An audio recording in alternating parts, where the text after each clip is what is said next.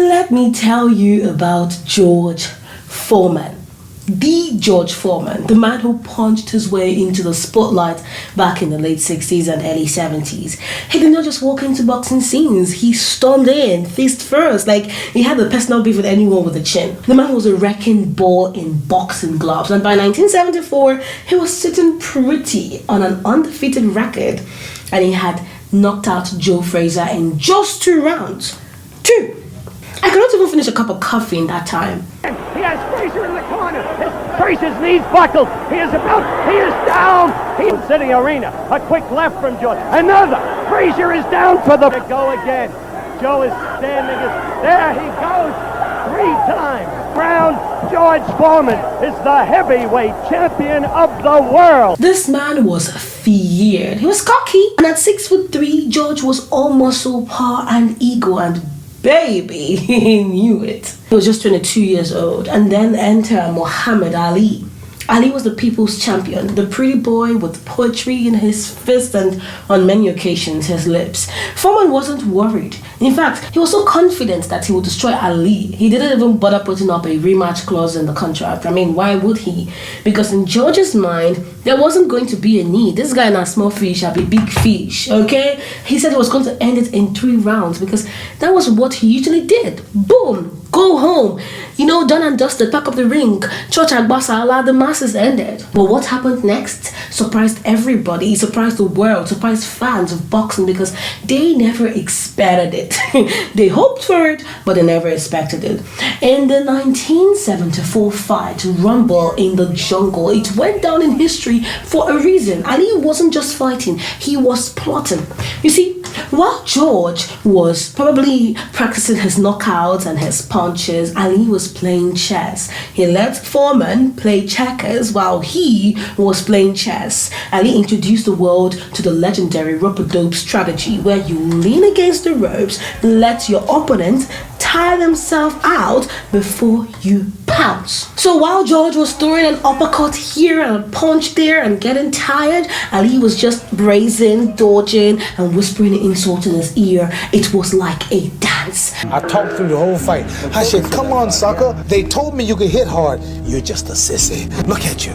Round 7, and you're tired. I said, you don't have but 2 chances, slim and none. And when Big George was out of fuel, Ali pounced and knocked him out in the 8th round. It was a shock. Foreman was stunned. I mean, first of all, you passed 3 rounds and you knocked me out. And when he finally asked for a rematch, Ali said, no thanks. The coldest no in sports history. Just no thanks. He was trying to win a boxing match. I was trying to kill that guy. And I wanted a second chance to get him. I fell in love with him later on. We became phone talkers. He became my most beloved friend ever. And let me tell you, the downfall was real. George's invincibility cracked like a dropped mirror. Losses started piling up. Confidence took a nosedive. He was angry, depressed. At one point, he claimed to have had a near-death experience in the locker room. And just like that, the beast became the believer.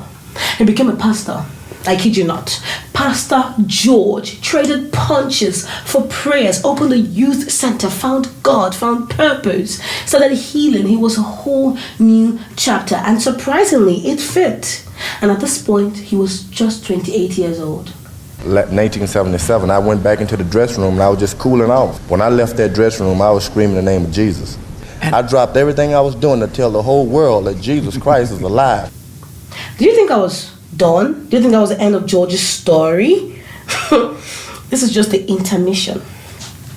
Now, George Foreman is 38 years old, 10 years of being a pastor. And do you know what he decided to do? Do you know what he decided to do? He says, you know what? I'm going to go back. You know, I'm gonna go back to the ring. I still want to fight. The world laughed. They called him old. They said he was slow. He was out of shape because, of course, he was looking out of shape. He was called everything but relevant. But George, he just smiled. He took the hit. He kept swinging. And fast forward to 1994, 20 years after Ali, Foreman steps into the ring against Michael Moorer, and bam! At 45 years old, he became the oldest heavyweight champion in history. You could hear jaws hit the floor. And somewhere along the way, he makes the deal of a lifetime. A little thing called the George Foreman grill. It sizzled him straight into household fame and a much fatter wallet than boxing ever gave him. The man grilled his way to generational wealth. Literally. George didn't just build a legacy in the ring or in the kitchen. He built one at home too. This man has 12 kids, right? And 5 of his 12 kids are sons. He named all his sons George. I'm serious. George Jr., George III, George IV, George V, and George VI. And just to keep things spicy, one of his daughters is named Georgetta. And when they asked him, why did you do that? He said, well, I did it so that they will all have something in common. I mean, sure, that is one way to do it. So what did we learn here? George Foreman wasn't just a boxer. He was a story. A big, loud, unbelievable story. He rose, he fell, he found faith, he came back swinging, and then he grilled his way into history with a smile. And this time with wisdom and wit and maybe a little barbecue sauce on the side. So the moral of the story is never lose focus when you are at the top. And remember, if you fall, there's always the chance to rise again. Think about that for a second.